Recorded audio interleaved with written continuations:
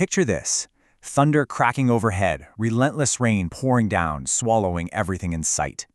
What if Atlantis and Lemuria weren't just bedtime stories or ancient myths? What if they were flesh and blood civilizations, totally lost to history?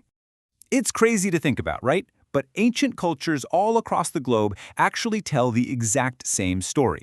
They talk about a hyper-advanced civilization that existed right up until a massive, catastrophic flood wiped the slate clean. Plato called it Atlantis, this gleaming, futuristic kingdom swallowed by the sea. Could the strange submerged ruins we are finding today actually be the remains of this forgotten world? Well, let's find out. Okay, let's dive into this. Today's explainer is basically a geographic mystery tour across the entire globe. We're going to cover the myths of a great deluge, Atlantis and its alien connections, Lemuria and Pacific ruins, the really bizarre Mount Shasta enigma, and finally, clues to our origins. Starting right off with Section 1, Myths of a Great Deluge and the Echoes of a Global Cataclysm.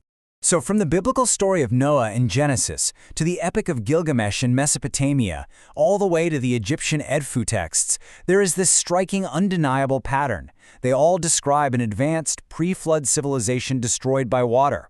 Just think about how closely these two totally distinct traditions line up. You've got Plato writing around 360 BC about Atlantis, a civilization from 9,000 years before his time that was drowned because humanity became obsessed with materialism. Now match that up with the Hopi Native American tradition. Their stories say the Third World was destroyed by a massive flood because of human greed and a total loss of spiritual truth. I mean, the similarities between an ancient Greek account and completely separate Native American traditions are wild. It really suggests this shared global memory of a massive reset. Moving on to Section 2, Atlantis and Alien Connections, looking at extraterrestrial architects. Okay, so ancient astronaut theorists suggest something pretty mind-bending here. They propose that the so-called gods who founded Atlantis, like Poseidon, might have actually been extraterrestrial visitors setting up an advanced colony right here on Earth. And the craziest part? They might have left physical proof of their tech behind. Think about this number, 39. Back in 2015, marine archaeologists were diving off the coast of Sicily and pulled up 39 solid metal ingots from an ancient shipwreck. They identified the metal as orichalcum. Now, this is a highly mysterious zinc-copper alloy that Plato specifically wrote about, saying it flashed with a red light in the Temple of Poseidon. Here's the kicker. Zinc doesn't just naturally occur like that. It requires advanced chemical processing to extract it from sulfide. So finding this exact alloy sitting at the bottom of the sea poses a huge question. Is Plato's story of a high-tech Atlantis actual historical fact, rather than just a fun myth? And adding a whole other layer to this Atlantis mystery are the claims of Edgar Cayce, the famous early 20th century psychic. Cayce claimed that the records of this lost civilization weren't completely destroyed. He said they're hidden in a hall of records located in 3 specific spots: buried under the Sphinx in Egypt, tucked away in the Yucatan Peninsula, and submerged underwater in the Bahamas. And you know what? Remarkably, in 2003, researchers exploring off the coast of Andros Island in the Bahamas found this massive platform made of rectangular stone blocks, and it dates back roughly 12,000 years. Makes you wonder, could this literally be a piece of the civilization Cayce talked about?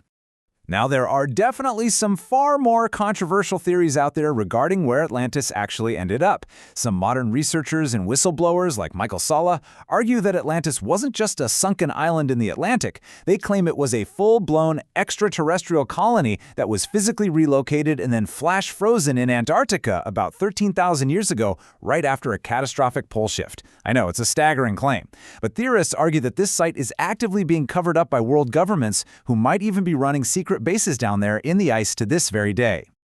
Let's shift our focus to Section 3, Lemuria and Pacific Ruins, Anomalies of the Deep. So, while the Atlantic Ocean has Atlantis, the Pacific Ocean, which is absolutely massive, covering over 63 million square miles, has its own legends of a sunken continent called Lemuria, or Mu. According to Polynesian and Hawaiian oral traditions, Mu was this enormous landmass stretching all the way from Hawaii down to Easter Island. It was supposedly home to highly advanced beings, sometimes even described as visitors from the Pleiades star cluster. But is there any physical proof? Let's explore some really strange oceanic anomalies. First up, Nan Madol. This is a mysterious partially submerged city located off the island of Penahe in Micronesia. It's constructed from hundreds of thousands, maybe even millions, of incredibly heavy basalt columns. Some researchers firmly believe this colossal ruin is one of the last surviving pieces of Mu that didn't sink at the end of the last ice age.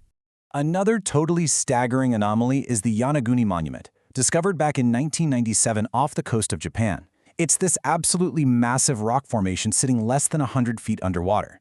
Geologists point out that for this specific structure, which features these perfectly straight, giant stairs and flat platforms carved right out of the bedrock, to have ever been above sea level, we have to go back to the end of the last ice age, around 14,000 years ago. And this brilliantly illustrates why ancient astronaut theorists argue that its enormous, almost inhuman scale suggests it was carved by a highly advanced, maybe even giant civilization. To wrap up our quick tour of these anomalies, we have to talk about Gunung Padang over in West Java, Indonesia. Buried beneath layers of dirt and rubble is an actual megalithic step pyramid. And what is truly astonishing here is the radiocarbon dating. Samples pulled from the deepest boreholes at this site date the earliest layers back an incredible 20,000 years. Wrap your head around that number for a second. Back then, Java wasn't even an island. It was part of this massive, now sunken subcontinent called Sundaland. Once again, this points directly to the idea of a highly sophisticated society thriving way before what we consider accepted recorded history. Now, I know what some skeptics might be thinking. Come on, can massive continents really just sink into the ocean? Well, mainstream science has recently answered that with a resounding yes. In 2012, geologists confirmed the existence of Doggerland, which is a huge sunken landmass just east of the British Isles.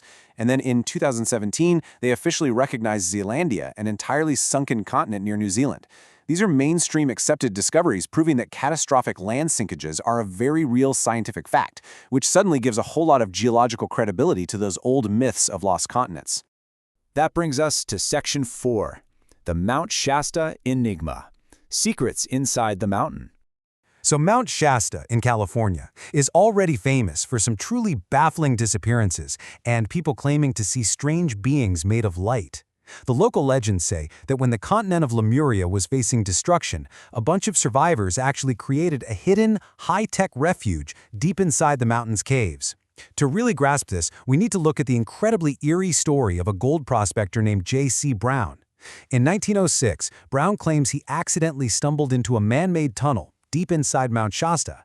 He said he found an entire reliquary of ancient records and, get this, mummified giants. Fast forward about 30 years to the mid-1930s. Brown suddenly pops back up in Stockton, California, and manages to put together an 80-person expedition to go back into the mountain and catalog everything he found. But on the exact day they were supposed to leave, before he could give anyone the coordinates, Brown mysteriously vanished. He was never seen or heard from again, meaning whatever secrets he found inside Mount Shasta remained permanently buried.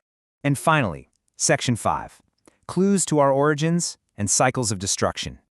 As we try to connect the dots on all these ancient mysteries, from Atlantis in the Atlantic to Lemuria in the Pacific, all the way to Mount Shasta, we keep running into this one core theme that pops up in indigenous teachings all over the world. Humanity goes through these massive cycles of destruction and rebirth. And supposedly, these global resets are often guided or even initiated by otherworldly visitors whenever humanity completely loses its way. Summarizing the heart of the ancient astronaut theory, Giorgio H. Tsoukalos puts it like this: "We are not the first, and we never have been. An extraterrestrial pre-civilization existed before our recorded history." It's a theory neutrally presented here that simply asks us to consider the possibility that our ancient ancestors really did interact with star people, and that these gigantic megalithic ruins sleeping at the bottom of our oceans are the quiet remnants of their time here on Earth. Which leaves us with one final, pretty profound question to chew on. Will we uncover the final piece of the puzzle to our true origins before history repeats itself? Think about it. If these global legends are true, and previous highly advanced civilizations were wiped out by cataclysms, whether it was asteroid strikes, floods, or pole shifts, after losing their moral compass, what can we really learn from their downfall before we face our own modern crisis? Thank you so much for joining me on this explainer. Keep questioning the narrative, keep exploring our hidden history, and I'll see you next time.